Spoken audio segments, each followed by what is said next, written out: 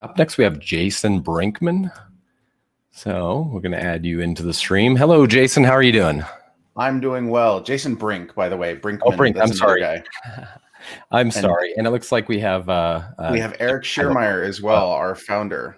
And I just realized I have a bunch of stuff going on in the background, so let me kill that. Okay, there we go. My name is Jason Brink. I'm from Gala Games, and we are working to give ownership of in-game assets back to people. Eric Schiermeyer, who's going to be dropping in just a moment here, is the founder of Gala Games. He's the co-founder of Zynga and has been involved in all sorts of interesting tech things over the past. Hey, and here he is. Hey, everybody. Hey, how's it going, Eric? It's going really well. Morning? Oh, we just finished. The family and I just finished skiing, so feeling really nice. Good. Nice, very good. So what I think we should do here today, and it looks like John has dropped off and left us to our own devices. I'm actually going to what I would like to do is kind of do this in a somewhat of an interview format, so that we can kind of dig into the ethos behind Gala Games and why it is what it is and what we're trying to do and where we plan on having this go in the future. How does that sound? That sounds great.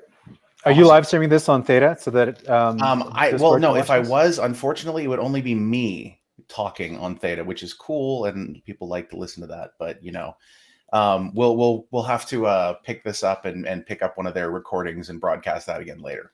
Cool. So, tell us a little bit about yourself and where you began this journey and where it's taken you thus far. Sure. So, I would say some of the most interesting things that are relevant to this community is that I've been in the technology space since 1999 as an entrepreneur, and so I've started a lot of companies. Two of them.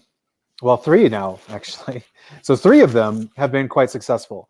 The first two, one of them was the parent company of MySpace, which was eventually called Intermix Media, and it was sold to Fox back in 2003, I think it was, for several $100 million. And then I took a break, and I ended up starting Zynga back in 2007, which it's still going. It's still doing fantastically well. It IPO'd back in 2012. That's about when I left.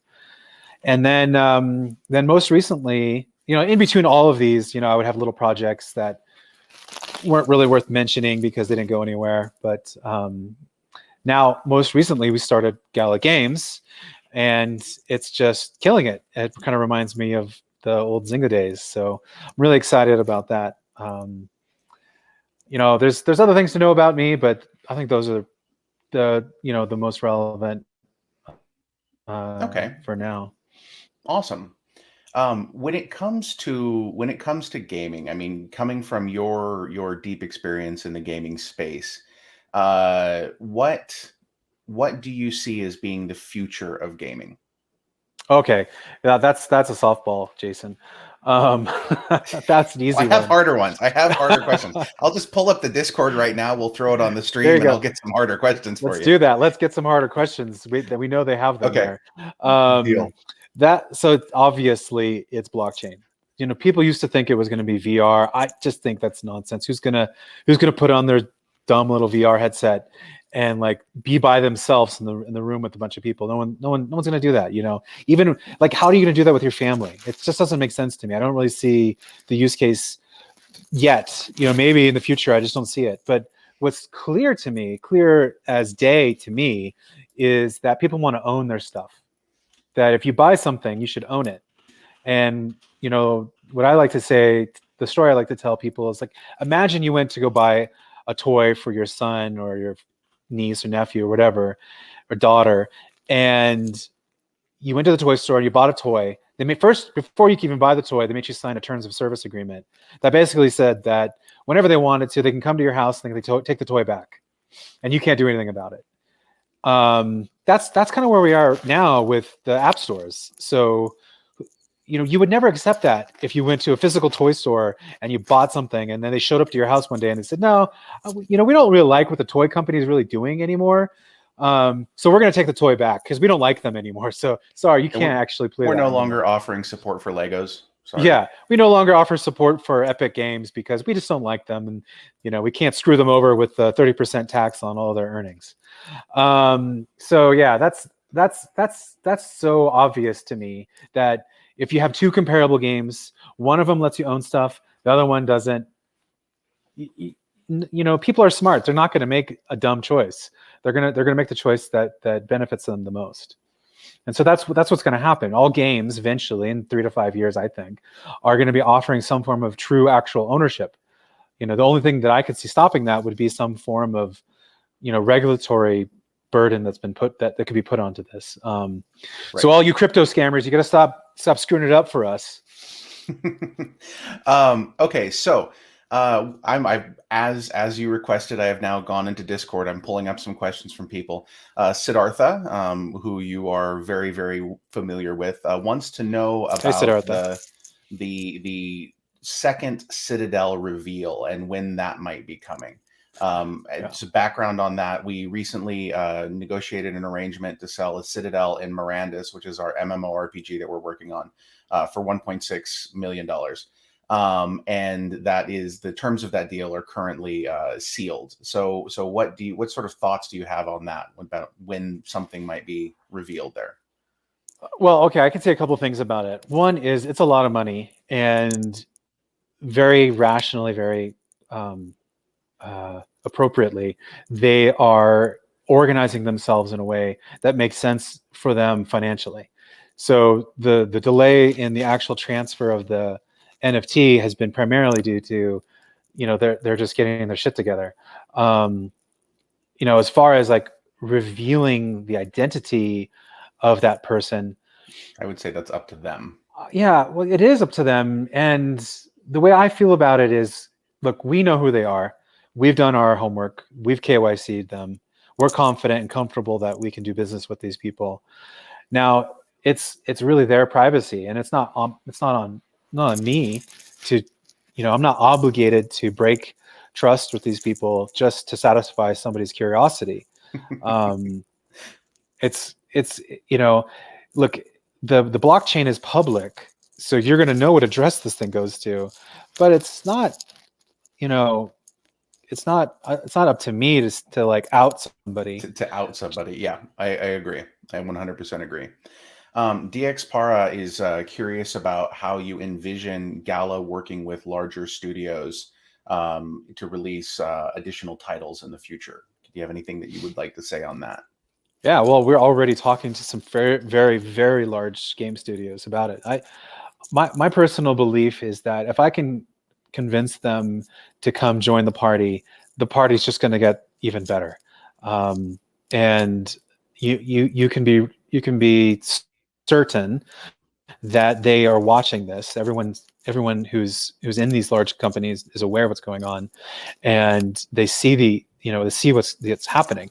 It's a really complicated space to be a part of, and so companies like ours who've been doing this for the last 2 years are just astronomically ahead of everybody else in other companies like us, and so there's going to be a little bit of catch up, and I hope we can help them catch up, because it's just going to make everything better for everyone else. Do you think that in terms of some of these really, really large studios, that there's a degree of risk aversion when it comes to the concept of integrating blockchain, which has I don't want to say that blockchain itself has a spotty reputation, but it has a lot of things attached to it that are somewhat spotty. From a large corporate perspective, having come from the world in which you understand these things, what sort of impact does that have on the way that people think about blockchain and what we're doing in general, do you think? I'm reading some of the comments here. People are objecting to me about VR. Yeah, I don't know. I don't buy it. I mean, I see people saying that, but I just don't believe it. I've tried it. Even have, oh, there's the comments. Oh dear. Yeah. Well, I could be wrong. I've been wrong a lot. So, if VR was going to be a huge hit, it would have been a huge hit by now. So I think history has shown that my perspective here is probably the correct one.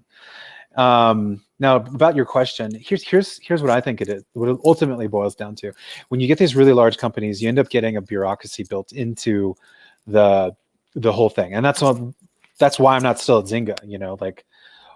It's kind of crazy to think that why would somebody start a $10 billion company and then leave it? Well, I'm an entrepreneur and I can't stand bureaucracy. It's the whole reason I'm an entrepreneur in the first place. So one of the things that happens in these big companies is, besides it becoming somewhat political, is that the compensation structures become very solid and very clearly defined. And I guarantee you, nobody right now at some of these larger companies is thinking, I'm going to risk everything, all of my bonuses, all of the money that I could potentially earn here for my family on a completely speculative play that may or may not work.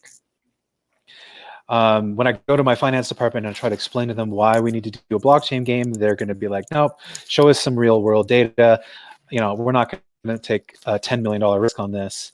And I guarantee you, there's no way that these guys are going to be like, I'm going to risk my family's vacation over the holidays on something that I might spend 2 years doing that just isn't going to pan. It may not pan out, right? Or there's some regulatory risk. Or I guarantee you, lawyers love to get paid, right? So they're going to tell you all the reasons why you can't do this. There's so much uncertainty and there's all this different stuff, and so you're going to be sitting in these corporate boardrooms and they're going to be like, this doesn't make sense. I'm not going to do this. Right. So that's kind of what I think is happening. And you have some game companies that have been beaten over the head repeatedly by not moving into the next iteration of gaming, and so there's institutional sort of reactions to the next thing, and those companies they're going to do something. They've learned from their mistakes and they're going to make a move. But a lot of the other ones, they're making tons of money on mobile. Why should they take a risk on something that is so uncertain? Right. Now, one of the things, I had a long conversation with Jonathan the other day about the entire ETHDenver ethos and, some of the hackathons and things like that they're doing and how they're working to support developer education. Would you be interested at some point in time, and I'm totally springing this on you right now, in potentially hosting some sort of hackathon where we could kind of reach out to the Ethereum developer community and crowdsource some solutions to some of the challenges that we see when we're building out into all of these different products that we're working on internally? Oh, that's another softball, Jason. I mean, I appreciate the softballs, but that's an easy one. That's a yes, a resounding absolutely, of course. We should make it fun. I think, how can we make a hackathon? I mean, there's, I think it's more fun to do it in person than to do it virtually, but yes. Yes, 100% yes. And we should make it something that's like, let's step up the idea of a hackathon. I don't know if we want to call it a hackathon. that's a little weird, but we can level it up. Hackathon 2.0. So something cool, besides just, frantically coding. Right. We had a new comment show up. Galacon. Gemini of Mirandus is here. Oh, interesting. Gemini just bought one of the Polyant banks. Was it just one? It shows up on, or was it more than one? It's at least one. I don't recall if he won one of the second auctions or not. I think he might have. I'm totally just assuming that I don't actually. Oh, there he is. Yeah, he tried for 3 of them. Yeah. Tried for 3. Okay. Awesome. Tried for 3. So Galacon, let's talk about Galacon for a second. I think sure. That's fun. So actually today you and I and my son and Michael are going to do a Dungeons and Dragons campaign, and that's going to be part of our Galacon. So besides revealing some really cool stuff about Mirandus and Townstar and hopefully some other games, we're going to be doing things like hosting Civilization 6 games, right? We're going to be doing Dungeons and Dragons games. We're going to be trying to make it more interesting and more fun for people. I know everyone loves watching people flip through PowerPoint presentations, but maybe we can bore you with a really, really fun Dungeons and Dragons game. So here's an interesting thing. Can I click on this? Does that do anything? No, it doesn't do anything. I was gonna say something. Test account 12345 says virtually is more inclusive, and this actually kind of zeroes in on something that I wanted to talk about. Gala has basically been built. The entire company has essentially been built in quarantine for the most part. Yeah. I joined, and I've known you for a few years, but I joined the company. I've never personally met most of the people on the team. I talk to them 20 hours a day in Slack, but I've never met most of them. What challenges do you experience building a business that is this scale, virtually and remotely, the way that we're doing it? And how can we bring that over and make things, what lessons can we learn that we can apply to making bigger, better businesses? Okay. I kind of like the question, but I kind of don't. Almost sounds like a business school question. I might change it on you halfway through the answer. Let me first respond to test account. I have a whole other list of softballs here that I was going to ask you, but you kept getting angry at those. So, okay, test account. I agree with you. I want to be able to include everybody. We have a guy working with us right now as a moderator who is a quadriplegic, I believe. Yeah, Jason. Yes, he plays Townstar with his sure face. What the technical definition is. Yes, he plays with his face. Ask a Capper. Here, Ask a Capper is getting another shout out. He will be very happy. Okay, Ask a Capper is a total freaking stud. He's and amazing. Yeah. Our view is that we want everyone to be able to participate, and we don't want to think that we discriminate. But if we ever do, we want to be called out on it. Kind of like you just did, test account. And we'll take a look at it and be really serious about it. But to get to your softball again, Jason, I don't see any challenges yet. I mean, we still have a relatively small company, and it's been a blast doing it from home, really. So I could spend time with my family. I could go take important meetings on hikes. I even attended your birthday party while skiing. While skiing, so, yeah. I personally think it's been fantastic. I actually think I work maybe twice as much than I would normally work if I was going into an office. For sure. I just don't. I think I work and I sleep. That's pretty much all I do right now, which is, I started to think about maybe that there was something I needed to do about that, like a psychological thing, but I just gave up and just accepted it. So here's what I perceive. When we add 50 more people to the team, I suspect, like any time you add 50 more people to a team, there's going to be, difficulties there. So we'll have to figure it out. We'll have to come up with unique strategies that don't exactly work doing it in person. Right. So, we haven't encountered that yet. I'm sure it'll happen. It always does. As you scale, you start not knowing everybody personally, and you have to come up with ways to work around that. Yeah. And oh, pint-sized porcupine. Hey, pint-sized porcupine. Yeah. Hey. One of the things that when we talk about scaling and we talk about what we at Gala Games want to do, and one of the reasons that we're here supporting ETHDenver is we're looking to scale rapidly. What sort of things do you anticipate encountering in the future as we scale, other than some of the remote things? Like, what sort of challenges did you run into at Zynga when you started that from day one? Honestly, one of the biggest ones is the people. Seems like an obvious one, but so when you go from 5 to 10 to like 25 to 50 to 150, 500, over 1,000, 3,000 employees, each time you do that, you have different, I think, different strategies to manage organizations of that size. And as you get higher and higher and higher, those strategies become lamer and lamer and lamer. And really kind of they just suck. So do you want to maintain that small team agility as we grow and as we scale as much as possible?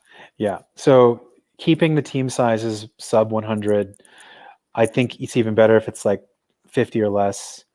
I think that as soon as you start hiring people whose job is to just manage people who are managing people, you've hit a scale that is just, I don't know. You could probably put a calendar on the wall. When is Eric going to leave and do something else?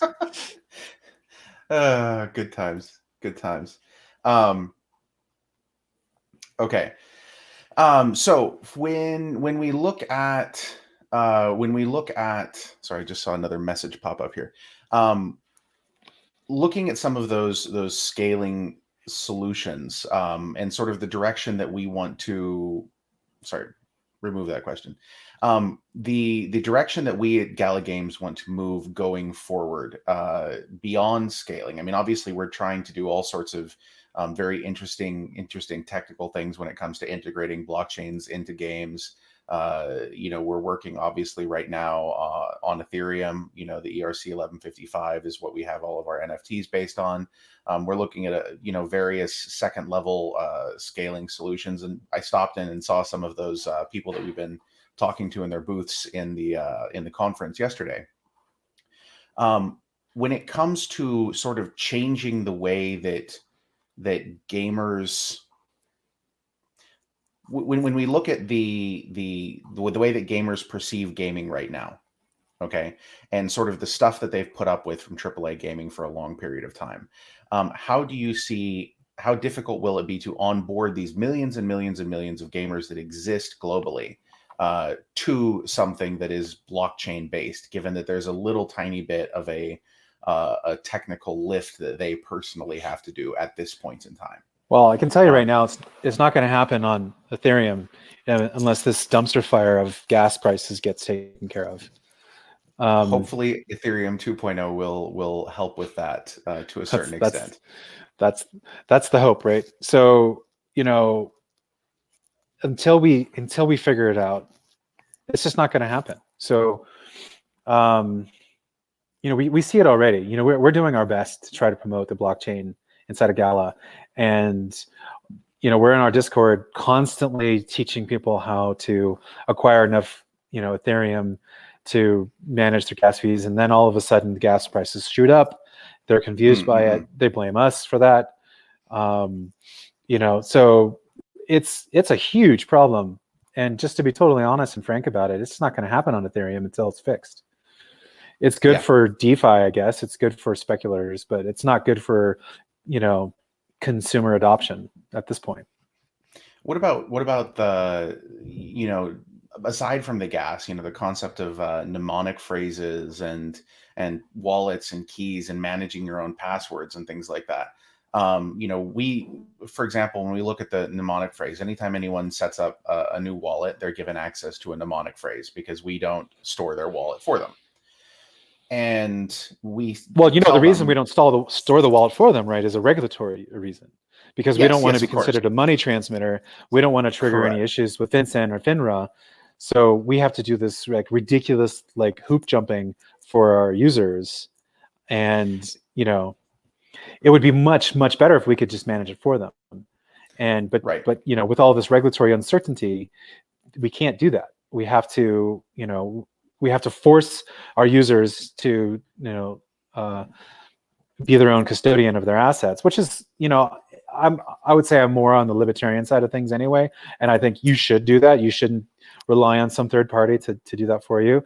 But just facing the realities of our kind of consumer world today, we're not going to convince hundreds of millions of people to do that. Right. I mean, given how many times we ask people to protect that key and how frequently people lose it, it's interesting. There's lots of scaling that we have to do and a lot of consumer education that I think is a big problem. Okay, so we've got just a couple more minutes, and I asked you a whole bunch of softballs. What is one question that is not a softball that you feel like answering? Here's a good one. I like this. What happens to these blockchain games if we decide to stop development? Oh, nice. Okay. Yeah, that's Great. a really good one. Okay, so they completely melt down and explode and turn into a ball of, molten, slag. That's the unfortunate problem of the blockchain games right now, is that if you're going to make a real blockchain game, not a fake one, right? Like, I think you guys know what I'm talking about. Like, that's a game, right? But really what it is, just some sort of speculative asset that you're buying. If you're talking about like a real game, there's no blockchain out there right now that can handle the kind of load. There's no blockchain that's going to rival MongoDB for the kinds of back-end processing that you need to get done for these things. So until that is there, you're going to need a certain amount of centralized services. And I think the risk that everyone takes when they invest in NFTs and in like a real game, not some kind of speculative nonsense, but a real game, then you have to trust that these people are in it for the long haul. And everybody I'm working with has been in games for 20 years, so we don't fuck around, guys. Like when we say we're going to make a game, we're going to fucking make a game, and it's going to be around for a long time. The only reason Farmville ever went away is because Flash was no longer being supported, but that thing was around for years. So that just went away this year. They just closed it like a month ago, right? Yeah. And now I'd like to completely decentralize a game, but that sounds to me like on some level it's just going to be a total disaster. Can you imagine having a DAO manage the next iteration of World of Warcraft? What kind of like insanity that would be? But Yeah. like I think you could decentralize a whole lot of it. Now the key to that is you want to decentralize the assets. And if you get the assets out of the centralized control of the game developer, and you force the game developer to actually take a serious look at what they're making and hold them accountable to things like the number of quantities of items in the game and things like that, it's going to totally change everything. And someone smarter than me will probably come up with a great idea on how to decentralize game development itself. But yeah, I hope that answers your question. I think, well, I thought it was a decent answer. Okay, so I think that let's just wrap up here. Thank you guys. I want to answer his next question. I want to answer this guy's question. We have 3 more minutes. The copyrights. Yes, there are copyrights behind these things, and I think that's going to be there's going to be some resistance to the people who really care about stuff like that. But when you get into blockchain games, you have to just let that go. Like we fully expect someone to take some of our assets and put it into their next game. And you know what? When that happens, I'm going to cheer it on. I'm going to be super stoked about it. Like I keep talking to the team like, hey, we should have CryptoKitties walking around inside of Townstar. I think that'd be super fun. Let's see.